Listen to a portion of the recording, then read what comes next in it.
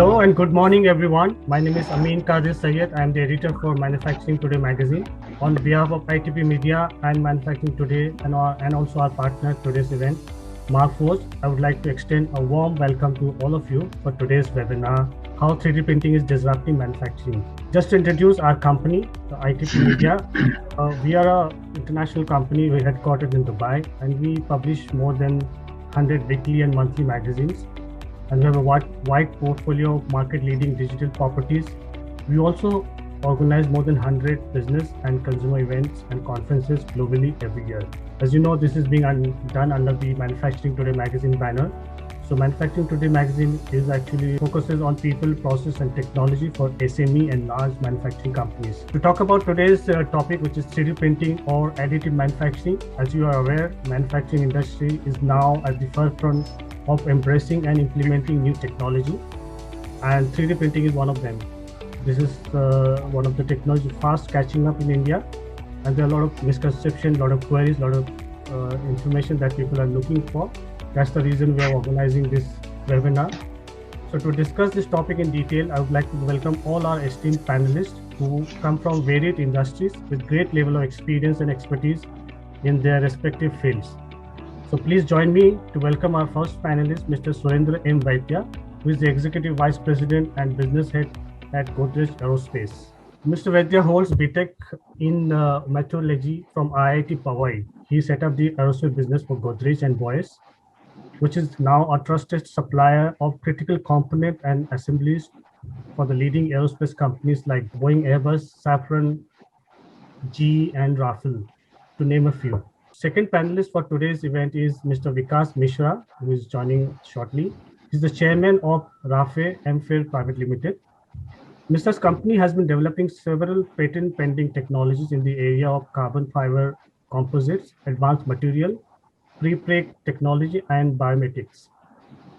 Due to his research and development, the UAVs that we are having today have been developed by Rafe are very light in weight and they possess the optimal properties. Our third guest for today's event is Mr. Vilas Pujari, CIO at ACG Worldwide. Mr. Pujari is a seasoned C-suite IT professional in the manufacturing domain. He has over 30 years of experience in IT, ERP. His career spans across Gujarat, Ambuja Cement, Grasim, HDC to Tata International. He has been involved with multiple cycles of SAP implementation, CRM, SRM, SCM, and is now working on IT, OT integration, digital transformation, and IT strategy. Also, please welcome our another panelist for today's event, Mr. Shankar Ghosh, who is joining from Jamshedpur. He's the GM Plant Engineering at RSB Group. Mr. Ghosh is a qualified engineer with more than 30 years of versatile experience in execution of heavy engineering projects across RSB's 11 plants pan-India.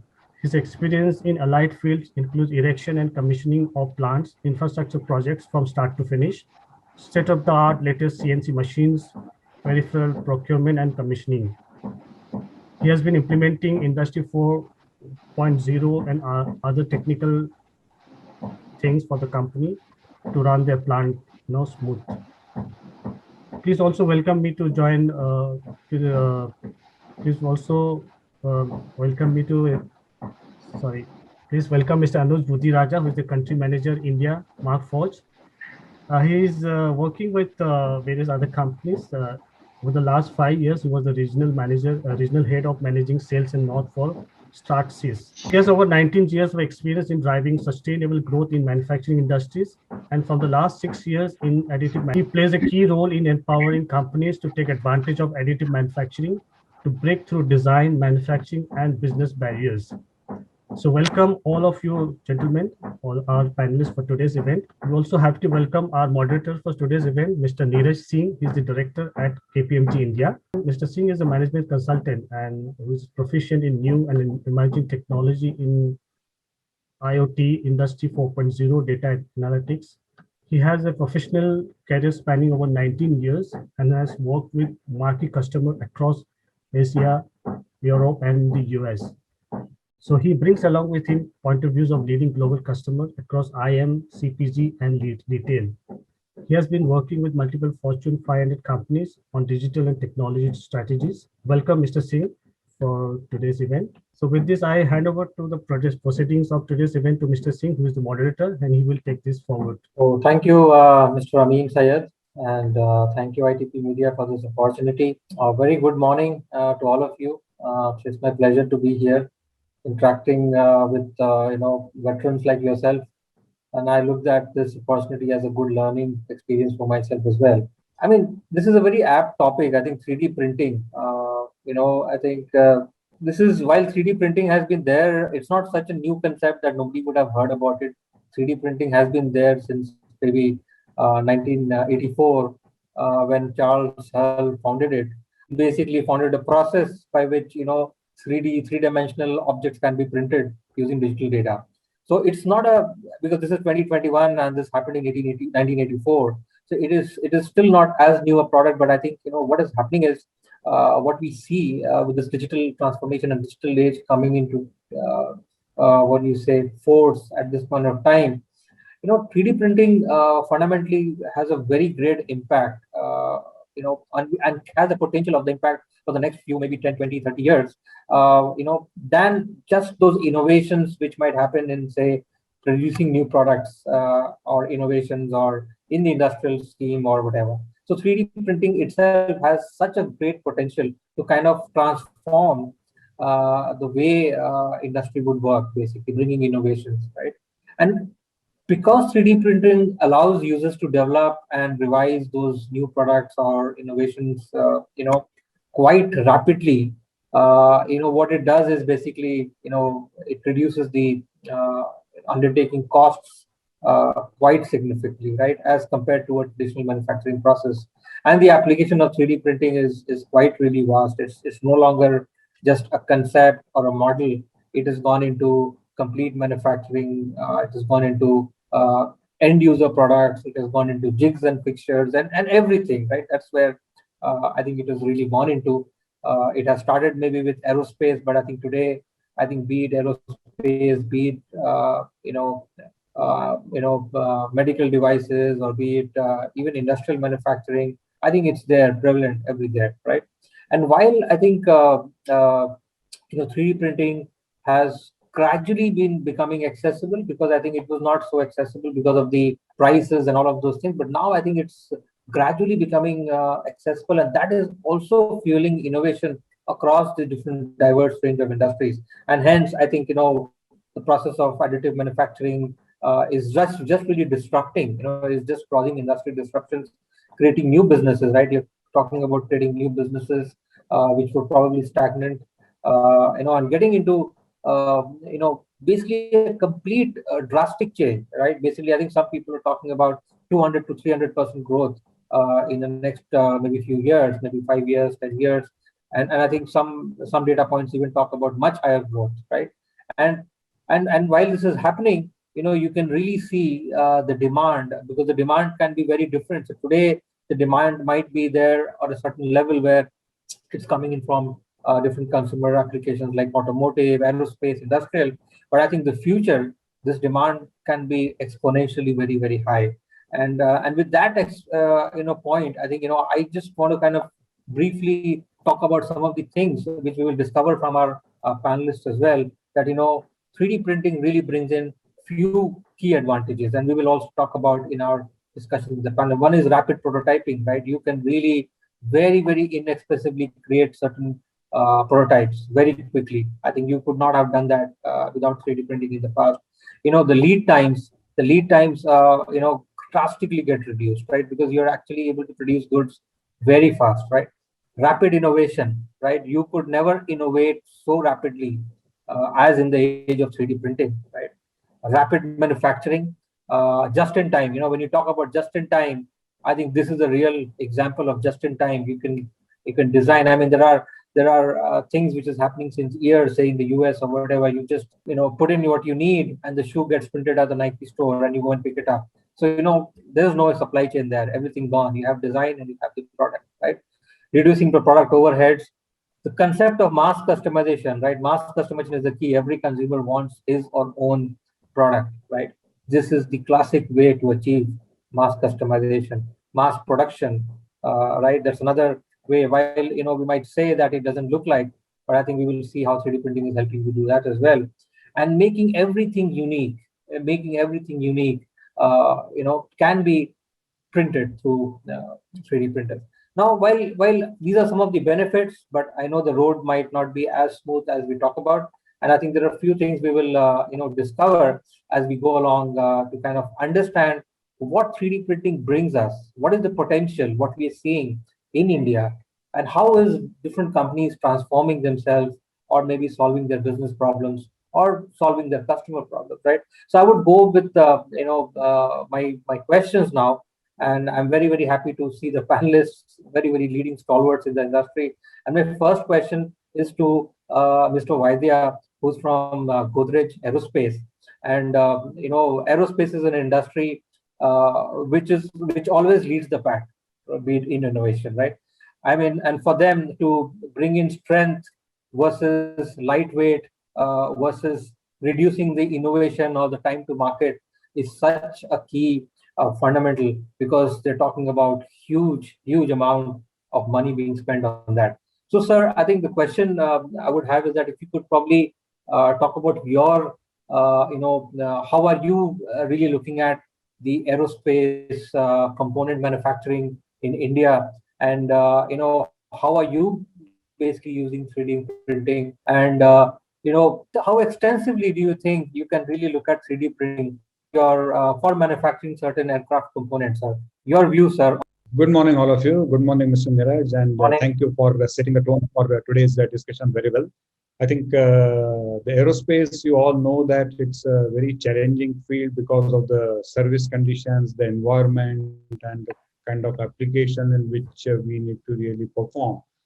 And because of this, the stringent rules and regulations which have been imposed, whether it is aircraft or whether it is a missile or it is a space launch vehicle or a satellite itself. And some of them are kind of a single shot devices. Some of them are repetitive use going up to 15 to 20 years.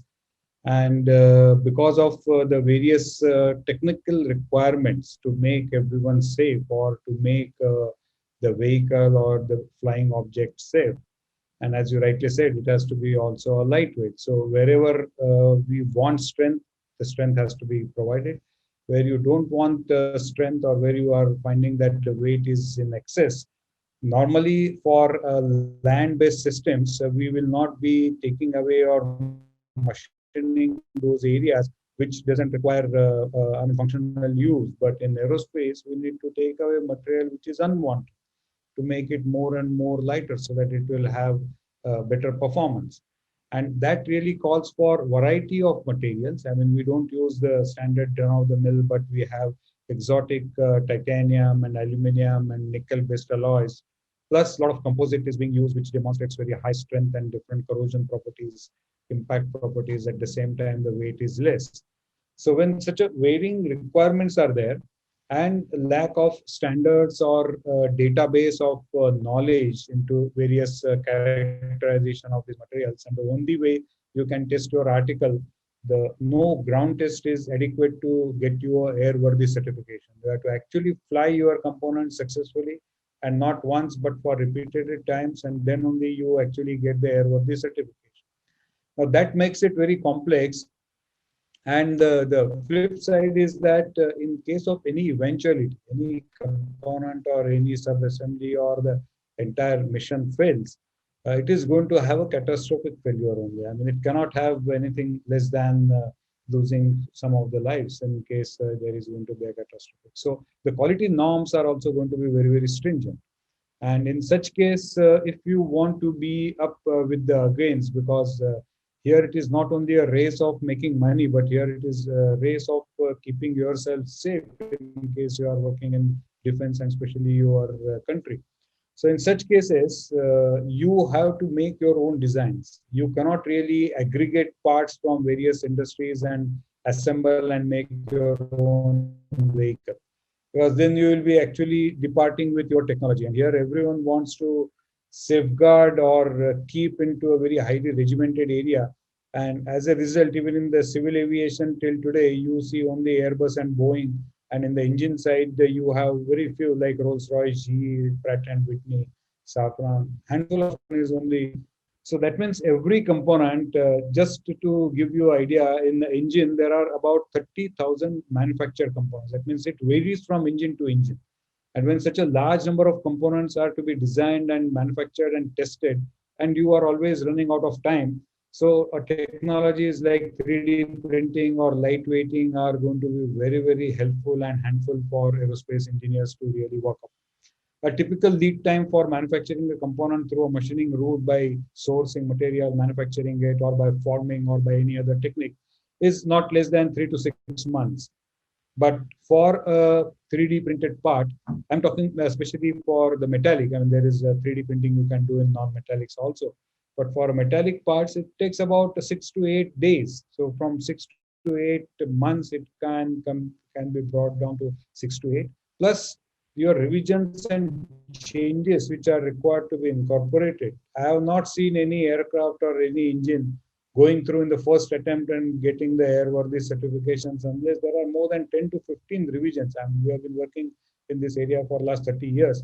And unless the 13, 14 revisions minimum happen and there are changes and acceptance criteria, you don't get the airworthy certification. And every time if you have to wait or proactively start, it's a huge cost. So I think in that respect, the 3D printing is a very apt and very, very good technology for aerospace. And that is where probably the aerospace invented this technology with a lot of capabilities into various laser melting techniques and electron beam techniques, because the alloys what we use are highly corrosive and they are highly oxidation prone. So it requires to be protected. So I think I will stop at this. I have just given you a flavor considering the time. I think I will give opportunity to others also. Thank you so much. Thank you, Mr. Vaidya. Very, very interesting to note. And I think clearly aerospace is leading in this space and they're paving way for a lot of other industries. I think my next question would be to Mr. Pujari, I think who's CIO ACG. So Rao, from aerospace, let's go into pharma and really understand, sir, that, if we really look at 3D printing in pharmaceutical industry, what is that, what is the problem it can solve for all of us? And what do you think, vis-a-vis the other technologies or other processes? Does it really help us, in terms of solving our problems, or what is your views on that? See, from a need perspective or from a problem solving perspective, probably the 3D printing can solve the biggest problem of for healthcare industry, I would say, wherein the drugs are available at customers' place, at patient place when they need it, because the critical drugs availability is not easy, and we have really recently had the situation of pandemic where the drugs were not easily available. Okay, apart from, of course, other problems. But most critical aspect here is that this is a problem, and this problem can really help patients. We can save many lives if we are able to adopt this technology. But at the same time, when we look at the possibilities or the ease of implementation of this technology in the industry, there are many challenges. The first and foremost challenge is that the IPs are protected by pharmaceutical industry, and if we have to go for a hub and spoke kind of distribution mechanism or a manufacturing mechanism, then definitely it is not going to be that much easier from the IP production perspective. The second important point is with respect to the manufacturing environment. We are aware the pharmaceutical manufacturing industry maintains very high level of hygiene conditions, very high level of controlled temperature, the weather, the atmospheric conditions, physical conditions, because drug is supposed to will behave in a particular way in a different temperature when it comes to manufacturing. So the hygroscopic nature of the material that we have, the drugs that we have, and the use of various polymers that we use in the pharma industry. So in that situation, it is not as much easier to do a manufacturing anywhere that we want. From earlier, Mr. Vaidya was talking, it is more from the confidentiality perspective, security perspective. Here, it is more from the product quality perspective. The third is the regulatory aspects. So how regulators will view to this, because even when we have so much of well-regulated manufacturing conditions and the processes are well followed, even then we have so many challenges with respect to complying to regulatory requirements. Then how this will span out when it comes to the the 3D printing, the hub and spoke mechanism that we can think of when we talk of 3D printing. The hospitals or the diagnostic laboratories could consider manufacturing using 3D printing techniques, but then how would they be able to maintain the stringent physical conditions and meet the regulatory requirements? The GMP is very, very important in the pharma industry, you are aware. This is a third, then what are the drivers to bring in the 3D printing technology faster into this domain? Probably the customized drug requirement or specifications for that in prescription for the patient, depending upon his health condition. Because today what we have is the drugs which are available with a particular formulation, and it is mass manufactured and it is available for masses. How much individual's body really needs is based on the diagnostics of that person's health condition, and then subsequently the recommendation for the drug formulation is made accordingly.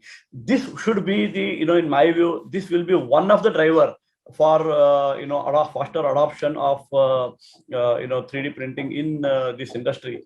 But at the same time, today, at least in India, that I can talk about, the conditions, the physical condition, environmental conditions are not really suitable. And 3D printing as a technology also, involves a lot of heat and various other situations, which also makes it difficult for for adoption of this technology by pharma industry. So what we have to look at is that the advantages of having this industry, like availability of the drug at the time when it requires, when the patient requires, and when the critical conditions are there. Second is that personalized medicine that I talk about. These could be probably on the demand side. Okay, technology is probably a little easier to handle. The other things that I talk about, the physical condition of the manufacturing, the GMPs, the regulatory aspects, could be the points which will hinder the adoption of this.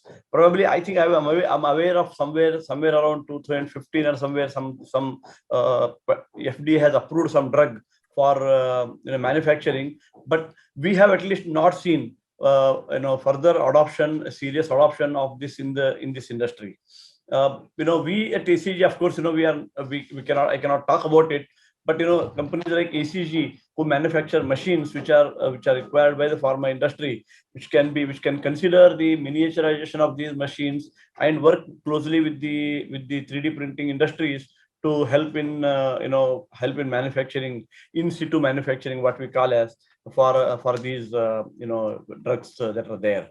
And further, having said that, it is also not easier for manufacturing every drug at the location of the patient using 3D printing. Probably the liquids that we talk about, the liquid dosages, maybe we have to look at different technologies as we go along. But from the need perspective, definitely this is going to be a big game changer, and probably in going ahead, some disruptive technologies will surely come because of the need that exists. These are my views on this particular aspect. Thank you, Mr. Pujari. This is really, painting the future, and really, I think some of the things what you talked about is quite exciting. I think basically, getting into drugs as and when required, personalized medicine. I think these are something we definitely is gonna see in the future, and I'm sure you must be doing a lot of work on that. Now, going next, I think, of course, we've discussed many things, which is happening, regulatory and stuff. And I think now we have Mr. Budhiraja, who's from Markpost. And I think, I just want to kind of understand from him. You are essentially a 3D solution provider, not just in India, globally. And, you must be facing a lot of questions, concerns, and then clearly, while 3D printing can solve many problems or issues, but there are also a lot of misconceptions and stuff like that. So I think what do you answer to them, or what's the key things what is your view that, when people are checking with you about 3D printing, additive technology, what do they ask you? I mean, what are the misconceptions or concerns they have? Sure. All right. Thanks, Neeraj. That's a great question. First of all, good morning, everyone. And thanks to ITP as well for inviting us to be part of this really great panelist. So to answer your questions, I would say, Neeraj, it has, like you're asking multiple questions, it is in one line. So I'll start with the misconceptions. So whenever we are talking to the manufacturing industry or the manufacturers who are actually doing the real manufacturing job on the shop floors, uh, on their plants. So the first thing which comes into their mind is 3D printing is only for design and development. It is for product development. It is for prototyping. It is not for the manufacturing. It is not going to handle the manufacturing steps as well. So these are the misconceptions which we hear from them. And the major concern which are coming from those manufacturing industries are, can really plastic replace the metal? Can it really handle those kind of high temperature, high strength, high stress, high load requirement, those kind of impact which are there on the shop floor? Just a simple example, somebody asked me that, okay, if I drop your 3D printed tool on the shop floor, which is a very common thing on the shop floor, can it really handle that? How many drop tests is going to pass? So these are the major concerns which people are having, as well as one of the major concern is around the ROI as well. So now to answer all these, I would say with the introduction of the composite which Markforged has introduced in 2013, which is one of the unique composition, which is we are producing the continuous fiber reinforcement, which gives that kind of strength, which is, I would say, multiple times the strength of the aluminum as well. So when we talk to the people over there on the ground who are manufacturing the traditional ways of jigs and fixtures, tooling, go, no go gauges, these kind of things which are not required in high number of quantities, they can definitely look into replacement of those tools, because the composites which are available nowadays with the 3D printing is about carbon fiber, Kevlar, fiberglass, so which are going to give them multiple times higher strength in terms of load capability, in terms of handling the high temperatures as well. So there are a lot of industries which have already started using it for their spare parts requirement as well. And when we talk about the ROI, as Mr. Vadya had mentioned, that going ahead on the tooling side, on the pattern side, or investment casting side, it normally takes 4 to 6 weeks. Now, if we have a 3D printing which is providing a solution to those kind of components, so why not to use that? So that ROI comes in terms of definitely the lead time. And the second thing is that complexity comes free with the 3D printing. So if there is a complex geometry, so let's 3D print it rather than looking into the 3D traditional ways of manufacturing it. So I would say in terms of the new designs, in terms of the applications, so 3D printing allows us to focus more on the application rather than limiting ourselves about or with the limitation of the traditional manufacturing or the limitation of a CNC machine. So if we know that this is an application where we have to focus on the design is complex, but the CNC machine cannot do it, let's 3D print it. So we can definitely look into the low volume production. I would say a lot of new age companies in AI, in IoT, because of the complex ergonomics, or I would say better ergonomics, they have already started adopting 3D printing in the phase 1 of their inception of the companies itself, because they know that the volumes for them are not going to be in lakhs. It's going to be in few hundred or thousand. So 3D printing is the only solution for them. The other thing which definitely all the manufacturing industry is going to get is about the benefits of using design for additive manufacturing. So now design for additive manufacturing helps to redesign in the terms of regenerative designs, which is making the part stronger or making the part lighter. So without compromising on the strength, it gives more strength, but the parts are lighter. So in terms of using the lighter products on the shop floor, improves the productivity of the labor. The industry has already started adopting it. So as the Neeraj man designer product development to the tools, jigs, fixtures, end use part, low volume production part. And in few of the industries, like pharmaceutical industries, to talk about, I have seen a lot of industries who are pharmaceutical, oil and gas. They have started using 3D printed part as a spare part of their machine. So there are machines which are really old now and they don't have a vendor which is still in existence. So they can look into printing those parts directly into a 3D printer, directly from the 3D printer. Why? Because the introduction of the new composite materials, the strength which an industry, a machine is also looking forward for, so we can easily print it directly.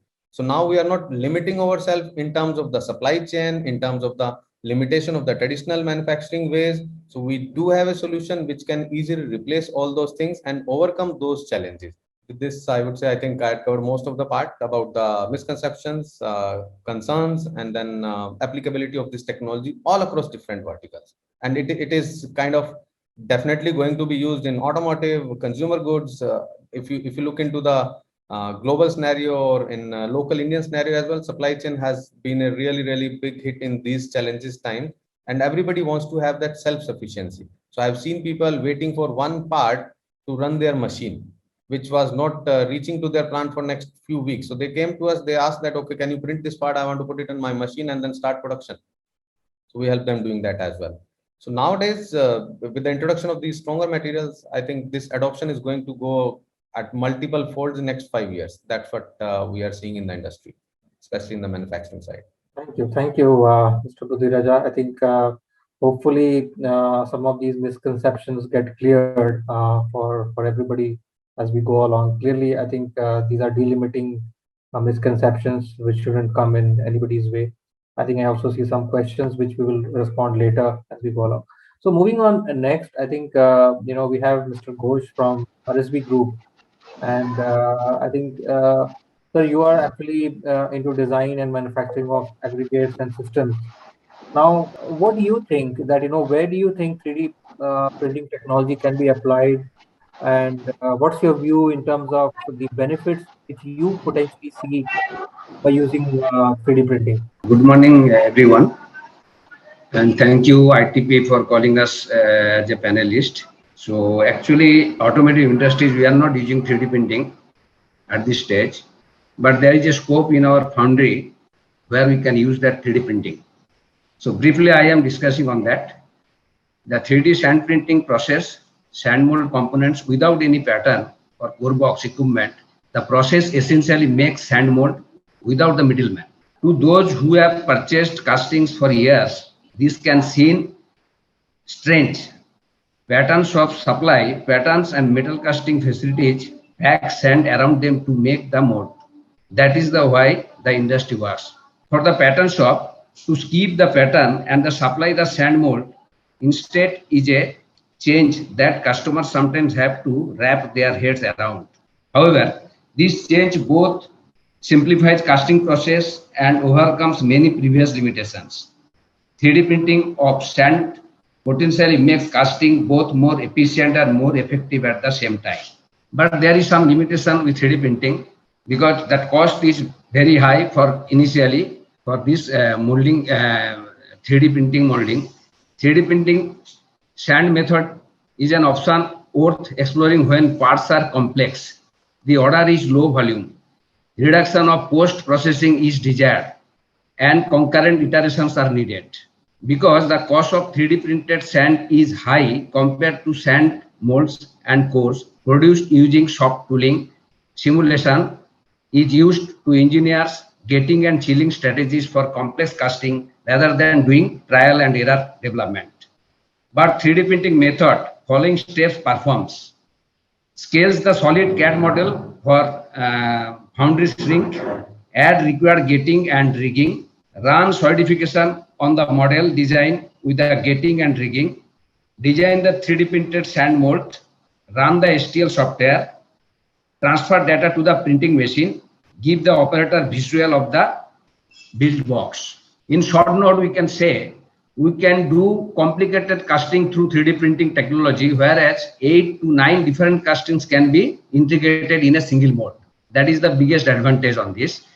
Another thing that Mr. Neeraj has already told, the advantage of the 3D printing, the rapid prototyping you can do. Single items can be produced inexpensively without incurring the mold and tooling cost of traditional manufacturing. Rapid innovation, new innovations can be created and revised quickly since 3D printing is an iterative process. Rapid manufacturing, just-in-time inventory can be easily managed and created. Reduced lead times. Lead times can be reduced as a result of being able to produce goods relatively quickly.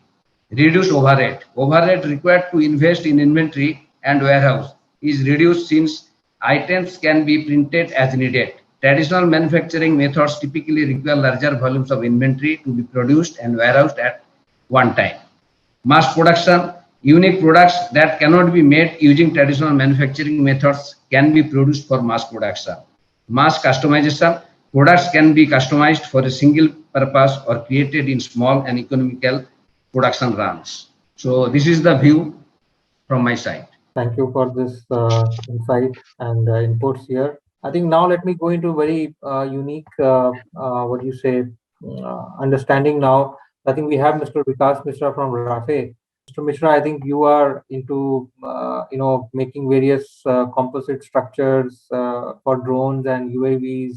And I think this is again, I mean, it might be slightly related to the aerospace, but I think from your perspective, what is your view, when using 3D printing, how does it really help you and your sector? First of all, the name of the company is Rafi M Fiber. First of all, I'll tell a little bit about ourselves so that it sets the tone. We are a drone manufacturing company in structure and propellers, and in terms of electronics, we manufacture everything here. And our drones are combat drones.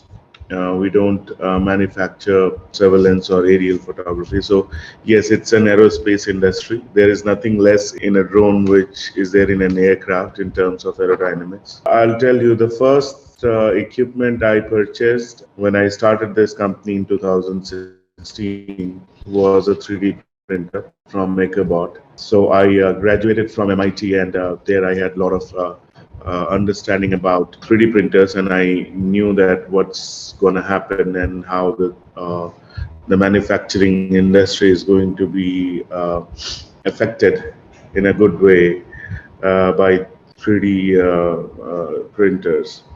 So for us, I'll quickly give you a few things. There are a lot of parts which we use directly in drone, which are 3D printed, and they are not structural parts.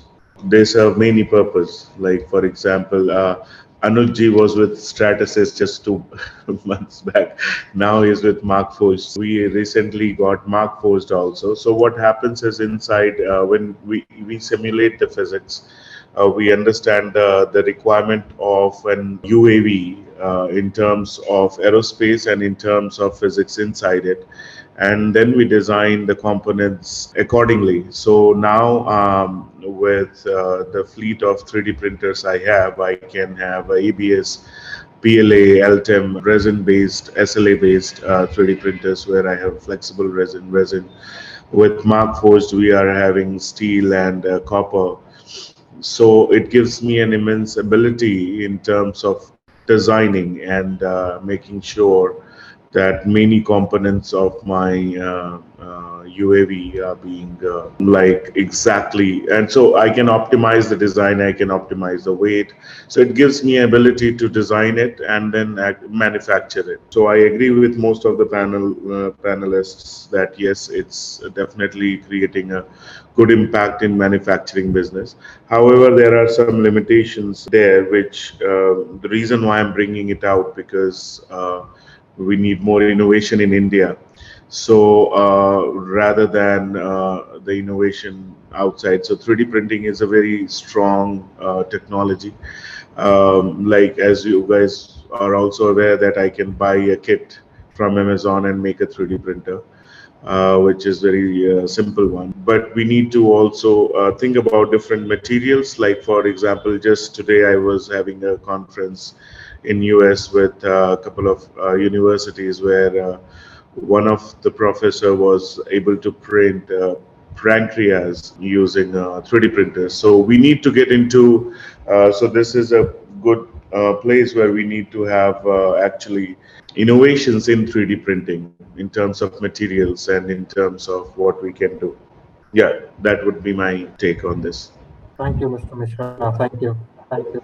I mean, really interesting to know that, we're able to print pancreas using 3D printing. So that really, shows how much it is valuable, not just for manufacturing, but also for the core essence of human life, how much it can really serve. Now let me move on again, I think, to Mr. Vaidya. And I think my question is more to kind of understand that, you might be doing low volume production because it's an aerospace segment, and then there is need for mass customization, and then there are industrial grade parts, which is important to be uh, part of making that entire strength or whatever need be as per the compliances and the regulatories.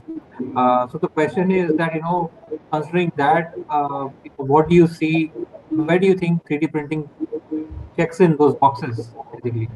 Especially a country like us, where we have limited budgets and limited resources, I think 3D printing kind of a technology is going to be very, very important for us, because we can keep on experimenting with different powders and shape up different components very quickly. Once your model is done and you have a good printer to print, and you have a variety of powders available, you can then quickly print and choose the right material at the right price and at right volumes. So this is the first very important advantage what the Indian aerospace is really looking for, where volumes are limited, and we are yet to develop our own standards. I mean, one of the biggest challenge for Indian aerospace industry is to develop our own standards suitable for our own conditions and suitable for the raw materials, the machining technologies and test technologies what we have to really suit it.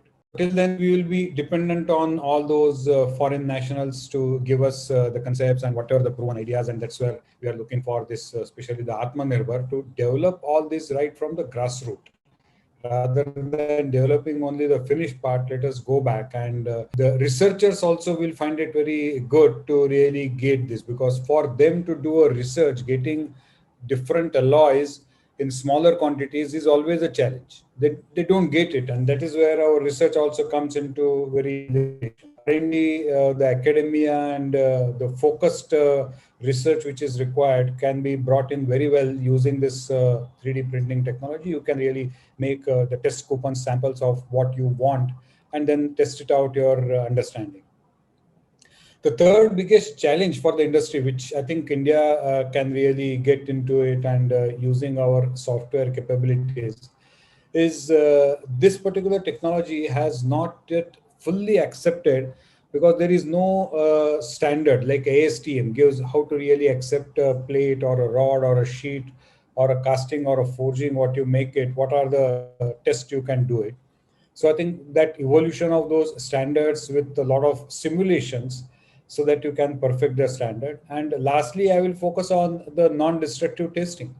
Any component, especially which is going to come into aerospace, unless and until you vouch for its sound characterization, whether it is the grain size or whether it is your particular grain orientation, or maybe a small porosities, oxidations, or maybe other kind of small cracks. So these are the things, once the NDT standards will evolve and the techniques will evolve. So I think we have the basic understanding of the NDT in India. We should really focus, put a lot of efforts in converting this understanding through a simulated softwares, so that we can then get a kind of a fairly good judgment of the part which has been tested. You can do a hardness test, but it doesn't tell you whether the part is sound inside. And because of this fine nature in the which the parts are being actually produced, it becomes very essential to develop a proper standards which are deliberately made defective. And if your non-destructive technique can detect that, then you are going to be more confident about the part what you has printed. So it's a mix. I mean, one is from coming from how we can really use it for our small volumes and use it. Second, for the research, and third is what is the lacuna in today's system in developing parts further.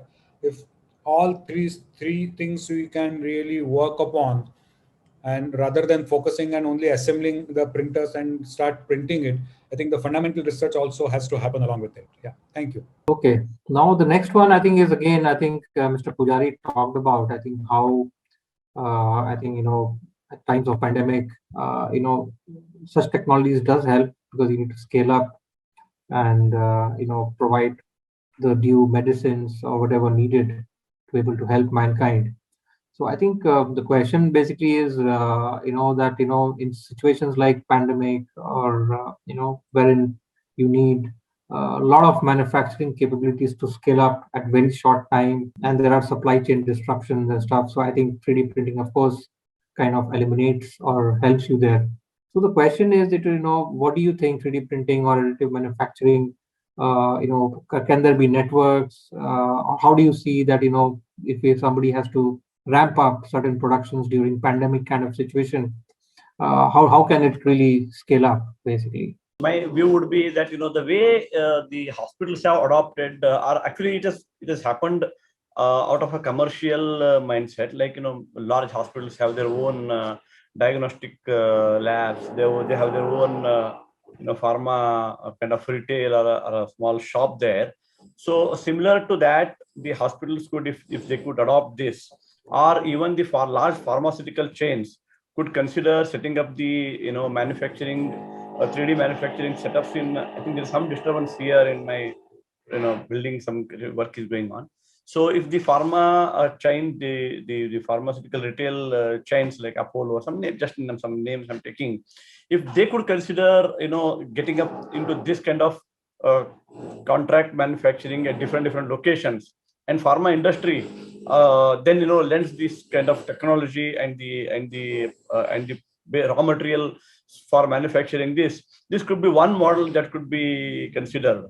Or I'm aware of some of these village panchayats based on some model of organic manufacturing. They are doing some work.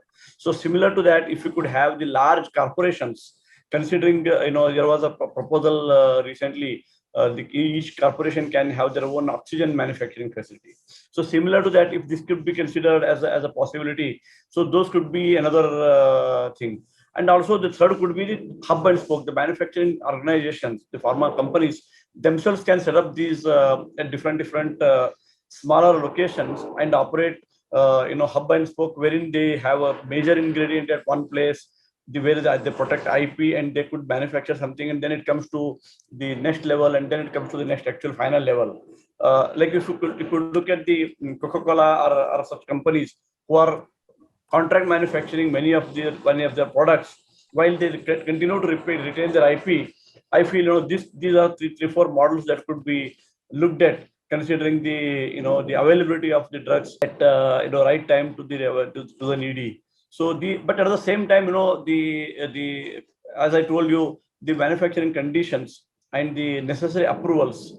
This pandemic has really taught us, because I was recently in one of my place where I went there, and everybody is aware of ICMA, and they are all aware of the test efficacy of the test that they did for the COVID-19. So the knowledge is becoming more and more now available at each of the locations, and this opportunity could be used for setting up these kind of things. And also the 3D printing equipment manufacturers themselves consider this kind of opportunity. These are the possible models which could be adopted to kind of democratize the availability of drugs in each of these locations, depending upon the situation that evolves as we go on. But whether it is pandemic or no pandemic, the going ahead, definitely the need of the hour would be to have a more and more customized or personalized medicines available, being made available, and medicines being made available to the needy at their locations. So these are the models that I described about, are some examples which could be used for democratizing the availability of the medicines. Definitely. I mean, be it pandemic or not a pandemic, there are certain things which can definitely do, as you talked about.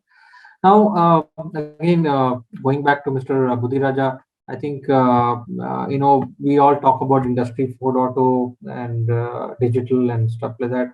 Now, when you really look at Industry 4.0, connected ecosystems and all of those things, how can companies integrate their additive manufacturing capabilities and stuff like that to really build that larger Industry 4.0, right? Because that's where the key thing lies, right? How do you really build that entire story? I would say, as we are seeing more and more adoption around Industry 4.0 and digitalization on the manufacturing area as well. So 3D printing being one of the key ingredient of Industry 4.0 or driving the digitalization, it is really helping connected the different silos. So if we talk about in terms of design, so if you have the design, you print it. Design of the product, you print as a prototype. You have the design of the tool, you print it directly. You have the design of the final product, you can directly print it. A classic example of, I would say, is one of our esteemed customer like Mr. Vikasji. He, like in 2017, he has a clear vision that this is the technology which is going to be adopted. So I would say his factory is a digital factory. So actually you can, the plants or the facilities are manufacturing the parts while we all are working from home. The printers are still working. So the solutions which nowadays are Marco is also providing is all about AI based, cloud based. So everything is connected. I would say throughout the complete product lifecycle management, starting from the design of the part, prototyping, design of the product, and then assembly of the products, vis-a-vis the production tools being required on the floor, or directly printing the part as well. It is all connected through cloud-based solutions as well. And in our printers also, we have added one more AI-based tool which helps to scan the part while it is printing and correct it as well basis on the CAD design as well. So I would say on a path to adopting Industry 4.0, everything has to be digitalized. So the way things are being made are changing. As in the initial thought, you had very well articulated it, Neeraj, that now we are moving from mass manufacturing to mass customization. Now, making that journey easier, definitely these are the technology which we have to adopt it throughout the product lifecycle management. So rather than depending only on the CAD, we have to have a hardware which is going to help us in the journey of the complete product through product lifecycle management. So we call it as that, like digital factory is the only answer. So in fact, these tough time, pandemic times have taught us like we have to keep the manufacturing going on while sitting and working from home, because we have seen a lot of challenges around supply chain where the bins were really empty, or where the inventory was still lying there because there were no orders. Had it been completely digitalized, obviously these challenges would have been overcome at that time. But yes, the industry is again moving towards that, and 3D printing technology providers are helping to drive those initiatives all across industry in the manufacturing by providing these AI-based tools, by providing these cloud-based services, as well as connecting to the PLMs also, where the complete product lifecycle is managed digitally and the production is also happening digitally.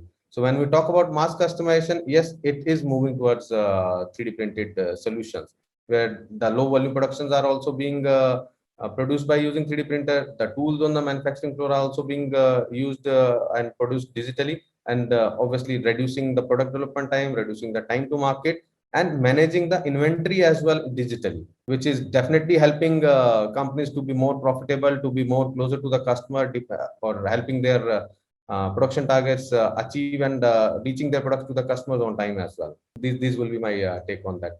Thank you. It helps. I think ultimately it's connecting the overall ecosystem, and I think 3D printing does play a vital role, as you mentioned.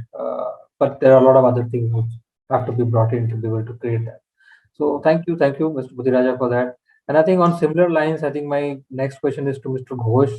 That how does he see? Because I think if you look at designing, you're looking at manufacturing, and then you're looking at distribution. So how 3D printing or additive manufacturing, you think will actually it's like a paradigm shift, right? So what is your thought on that? That how is this going to change, and what do you see? What's your thoughts? Of course, that additive manufacturing is allowing a paradigm shift in design, manufacturing, and distribution due to the creative product design with less expenses, and is more customized products with high quality and performance. Third is demand-driven manufacturing, localizing and simplifying the supply chain for easy distribution. Design complexity used to cost something. The more shapes or curves you needed in a design, the higher the cost for manufacturing and attempting to achieve those forms in traditional manufacturing. With additive manufacturing, design complexity is free. There is no minimum part count, no price for wanting a shape that requires stopping a machine and changing setup for production to continue. The freedom of design complexity is a paramount shift for designers. With additive manufacturing, design has fewer constraints imposed by the manufacturing process. This means designs can more closely follow functions. Thus, additive manufacturing allows for for better products. We can compare the traditional manufacturing and 3D prints. If we consider cost-wise, traditional manufacturing higher cost of manufacturing and shipping, whereas 3D printing up to 70% savings due to prototyping cost. If we consider design, then traditional manufacturing less innovative design due to cost constraints. But for 3D printing allows for easy yet inexpensive in design. If we consider speed, traditional manufacturing more time to build final product, whereas 3D printing less time taken due to the compressed design cycles. If we consider quality, traditional manufacturing creates more waste, subtractive process will compromise on precision, whereas 3D printing lighter and smaller amount of waste, higher precision with layer by layer manufacturing. 3D printing enables cost-effective customization. The complex supply chain would be fundamentally changed, driven by the localized manufacturing and demand balance between the customer and the manufacturers. The manufacturing process would be significantly shortened and optimized with the 3D printers and material spreading distributed across the globe, which shows a highly localized and customized trading model. Manufacturing moves closer to end consumers, new business models are developed and form a new economic disruption. Under such circumstances, the traditional manufacturing model is replaced by the new production process, a kind of distributed manufacturing. And the customers play more active roles during the whole process, from product design, manufacturing to final delivery. The whole process is significantly simplified. You can say 3D printing, we just design the 3D model, print, then final product. For the conventional manufacturing method, the process is very long and it takes more time and more cost. But there is some constraint in 3D printing. Number one, speed of printing, cost of raw materials, machine range, the cost of producing large volumes of some products can be high using 3D printers, surface finish and resolution, potential risk from hackers and software bugs, misuse of technology, danger of self-producing unwanted objects like gun. Overall, 3D printing creates an opportunity for new innovation, reduce waste, simplify the supply chain, creating an opportunity for a more sustainable future. Thank you for that. And now I'm going to go to Mr. Mishra, and I think I'm going to ask the toughest question, which is basically the cost of, say, getting a 3D printing technology in place and, in your manufacturing setup. And is the ROI really worth it at this point of time? I think this is a very, I would say, pertinent question in everybody's mind. And Mr. Mishra, if you could answer that question. We talk about normal printers like ABS and PLA. Yes, it helps you. The ROI, you can get it as soon as like maybe it totally depends on your product. What is your end product you're using it for? However, if you really want to take advantage of 3D printing, you need to go into more complicated printers in terms of either metal printers or LTEM or things like that. So that becomes a challenge. So I can tell you in my business, we have been able to get the ROI because our products sell for much more, like the cost of the end product is high, so we can include that margin, and we are doing it with the government. So that's definitely, we are able to take it out. However, if you, like, for example, if you take a 3D printer for like printing steel or printing copper, and since the build volumes are low and the speed is not that fast, it takes time for you to get your ROI. So that's why it's not picking up the speed in manufacturing sector. So if you meet with a lot of like veterans of manufacturing sector, they definitely say that, okay, the conventional manufacturing is good, because let's suppose if I have to make a part out of aluminium, or like aluminium alloy, and make like maybe hundreds of them, it will be much cheaper and much faster in milling machines rather than going to 3D printing. The other thing what I just want to bring everyone's attention towards like post processing of the 3D printed part, which is like a very important part, which Sankar sir has just mentioned it. So our one of the biggest problem is post processing. So when you talk about the whole ecosystem of 3D printing, it's not just that you got the part and you are ready to use it.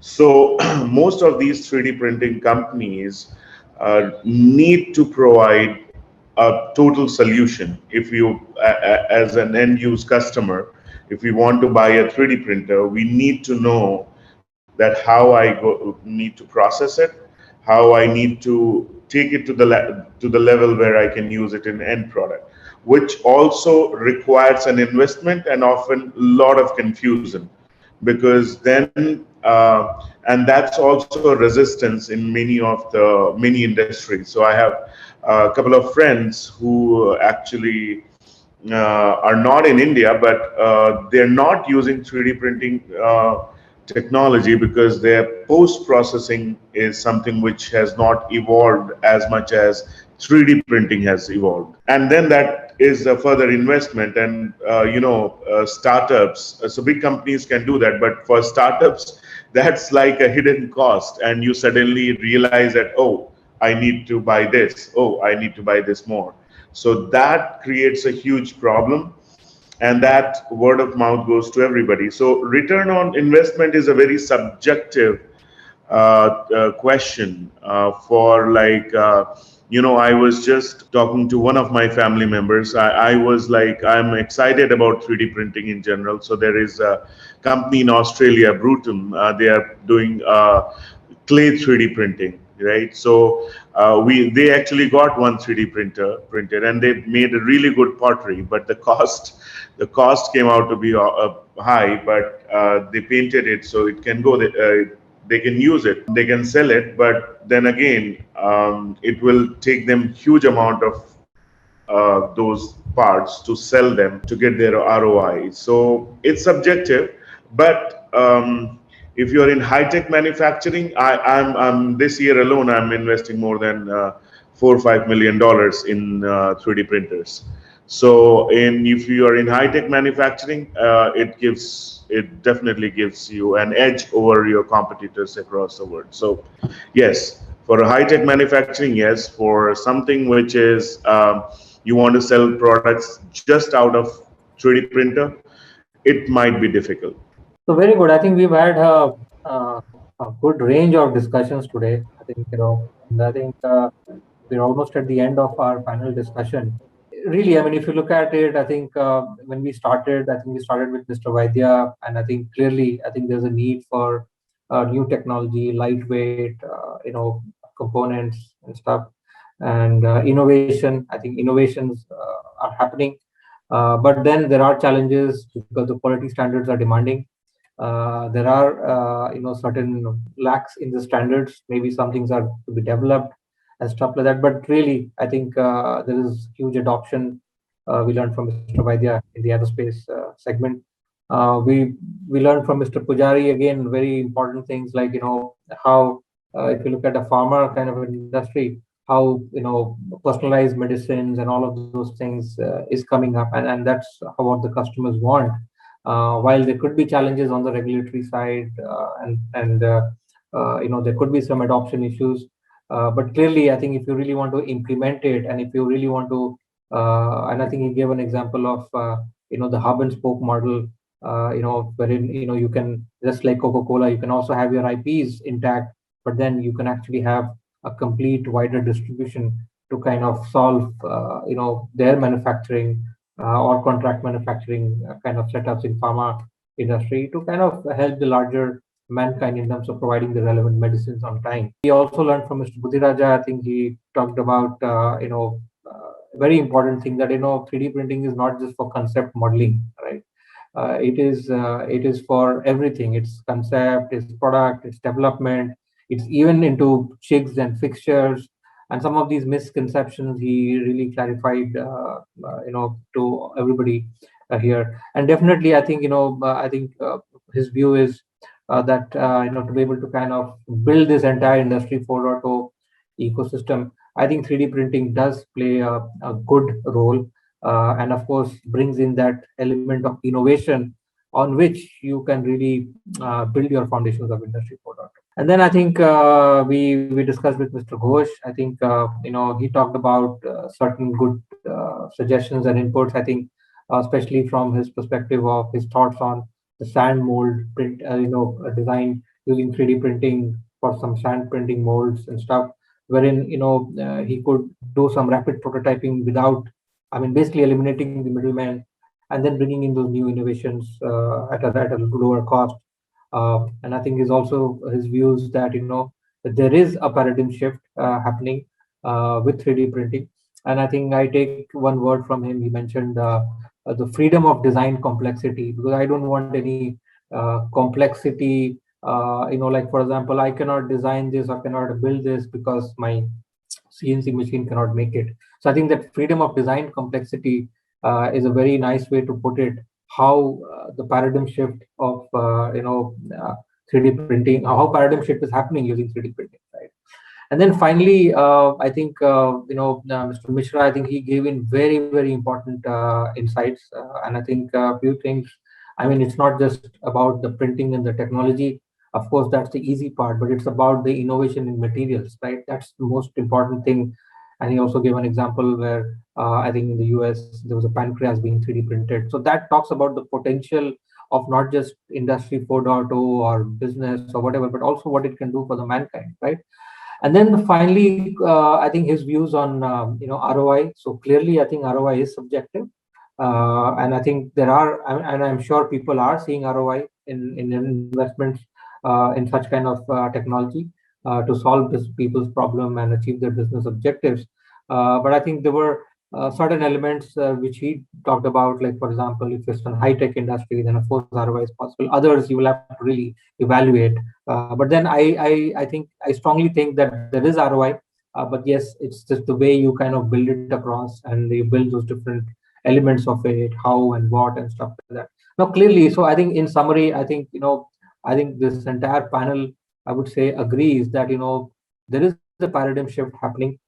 This potential for 3D printing is quite huge, and it has a big impact which it can create to be able to build more innovative products as we go forward into the future.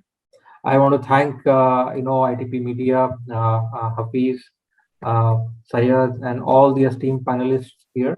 And I would like to kind of request Hafiz to come over so that we along with the panel can take up certain questions here. Hi Neeraj, thank you very much, especially to you and to the entire panel speakers. Please don't go away. We have very interesting, in fact, 30 more questions that online we have asked, and there are 35 questions offline which has been asked to us.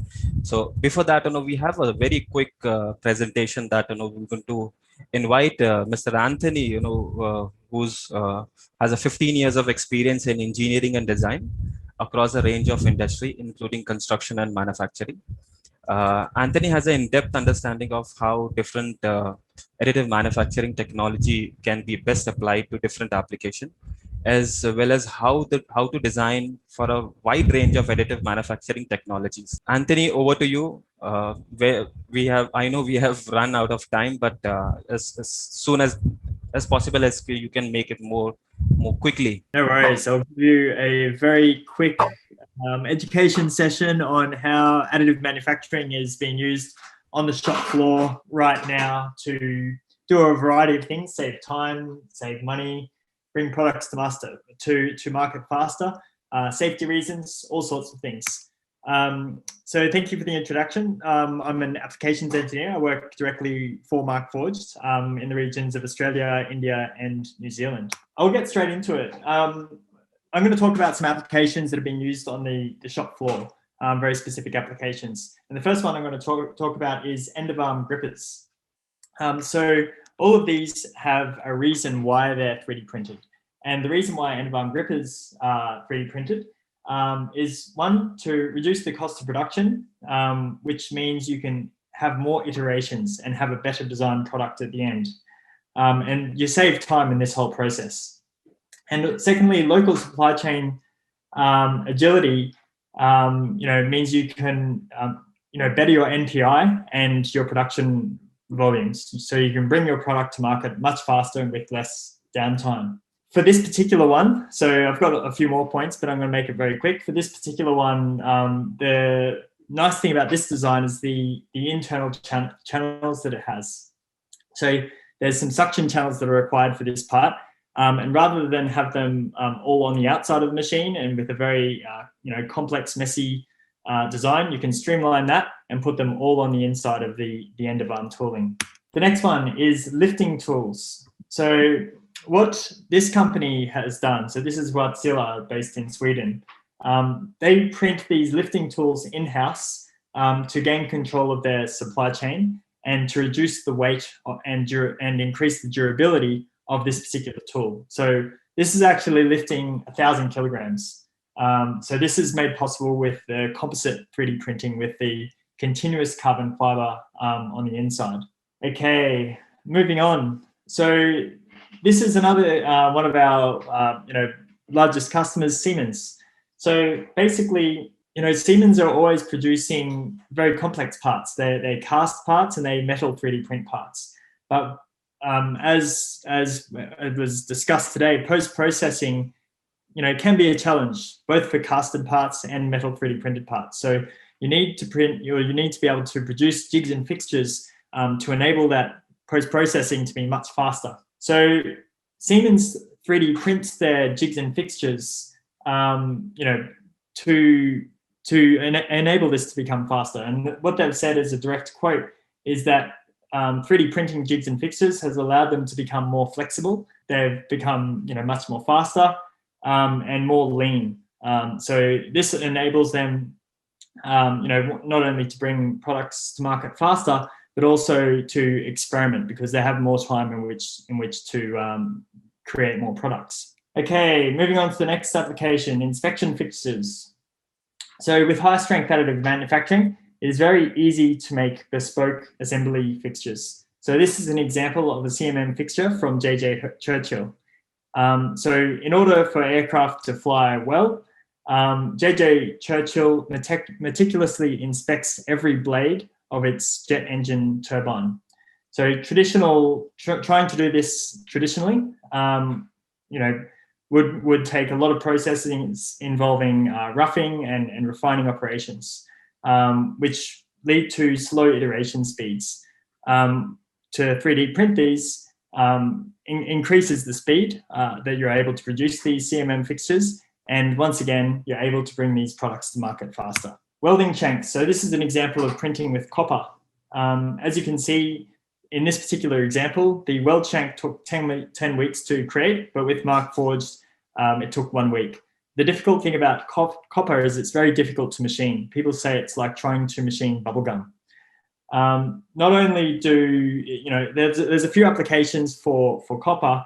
One of them is weld shanks, but we find that bus bars and heat sinks are also a very good application for 3D printing of copper and getting that complexity involved. Okay, so what you can see here is a 3D printed soft jaw. And you can also see a Markforged 3D printed metal components there. So these soft jaws are a very common application. They don't need any post-processing. They have a strength similar to aluminium. So they're very quick just to be able to produce those intricate shapes that would be very difficult to produce with CNC machining techniques. And here is an example of metal 3D printing. So, you can obviously produce end-use metal parts, but what we find is some of the best applications are in the tooling. So what you can see here are Markforged printed molds and dies. And you can also print patterns using Markforged metal technology. We have a few different metals available, but for tooling purposes, quite common is 74 pH stainless steel and a variety of tool steels. So we've got A2, D2, and H13, for different applications, including hot work, cold work, cutting tools, and dies. This is an example of one of our other customers, Goering. So Goering used to have a problem where each piece of special tooling made needed to be first designed and approved by the customer. And depending on the size and complexity of the component, special tooling can take up to 8 weeks to design, test, and manufacture in-house. So this has been significantly reduced. So now they're able to test for size and shape, I guess, by doing a quick composite print. But then they're also able to take that design and do a metal print to produce the final part. And therefore, they're able to bring products to market faster and reduce their manufacturing costs. A nice thing about this particular design is that they've been able to add internal cooling channels, which means that they can have more blades on this cutter because they're able to cool these blades much faster. Another example are patterns for material forming. So this is a customer in Australia who design, make and race cars, Formula One race cars.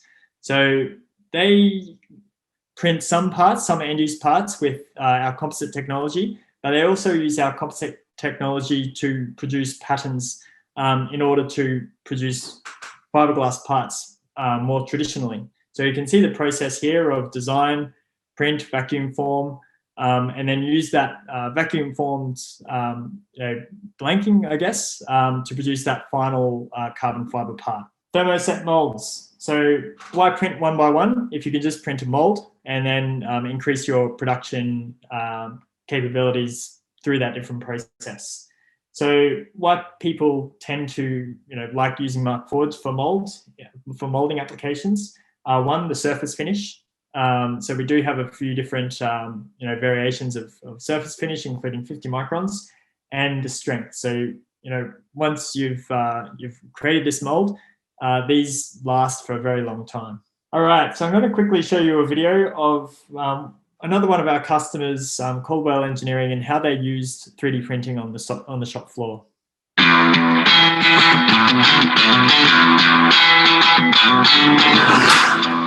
At Caldwell, we make components that go into windows and doors that are sold around the world.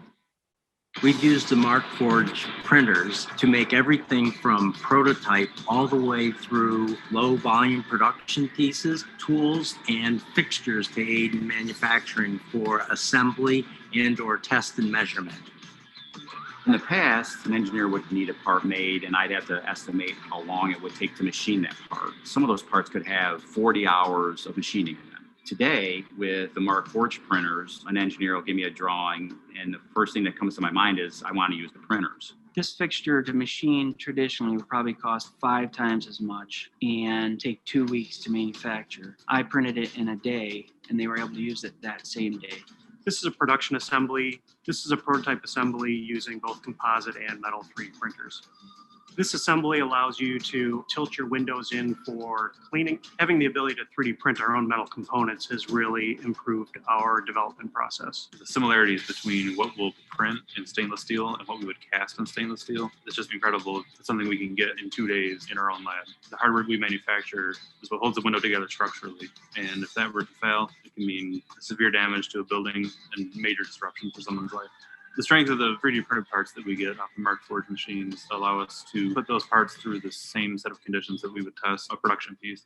They're real parts that have actual strength. In this highly competitive world, you need every advantage you can get to produce the parts, do your job, have a leg up on your competition in every single part of the business possible. And 3D printing is huge to help us do that.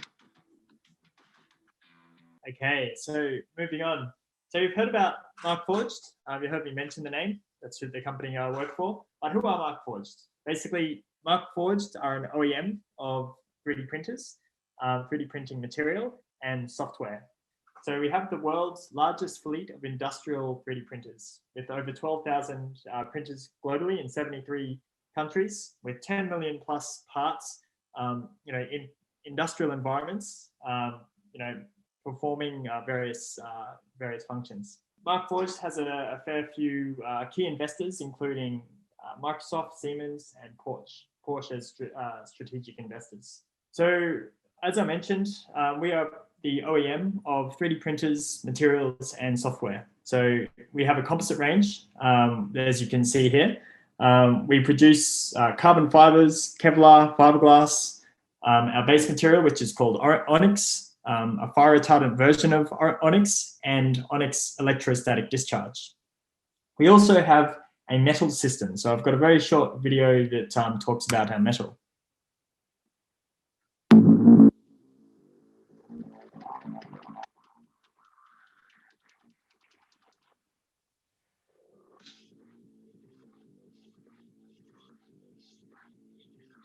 So basically, our metal system is a 3-step process. You've got the print, wash, and then sinter. And what the metal system really lends itself well to is batch production.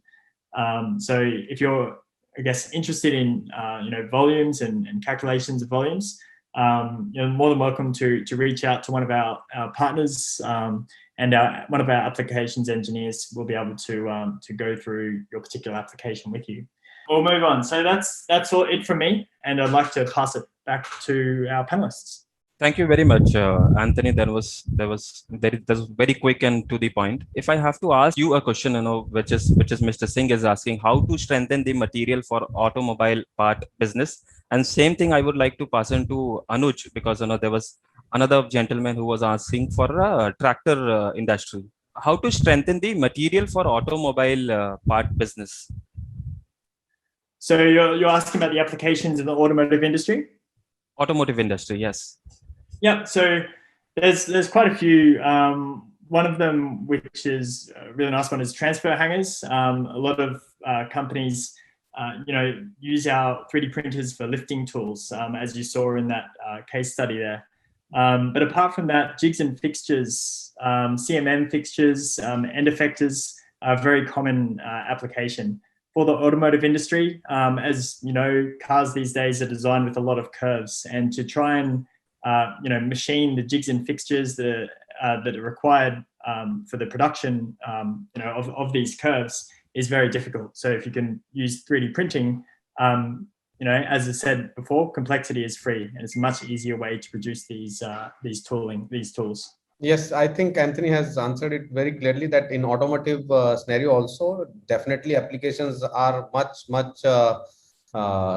in terms of going beyond design and development as well. So we have a lot of Indian customers using 3D printer on the shop floor, where they have been using it for go-no-go gauges, checking fixtures, and assembly fixtures as well on the assembly lines. These are the prime applications which are being adopted by automotive industry in India. Anuj, any examples on the tractor? Because that was offline question asked by from Ashok Leland. Any example that you wanted to quote from a tractor industry? For tractor industry also, I would say the examples or the applications are going to be the similar. The only difference would be the size could be a little bit on the larger side, and the composite which we are using would be on the stronger side. Like Anthony had shown one of the examples of Wärtsilä, where they are picking up 500 plus kg load from a 3D printed fixture. So these are the kind of applications which tractor industry is also using. Mr. Vaidya, if I can ask this, what are the key challenges in replacing conventional manufacturing process by technologies such as 3D printing? So I have already explained, as far as the aerospace is concerned, it is the lack of standards. That's the first thing which we need to really do it. Second is the post-processing. Like most of our alloys, we look for very fine grain structure. So you must get either a fine powder, or you must have a hot isostatic pressing capabilities, so that you can further improve on that.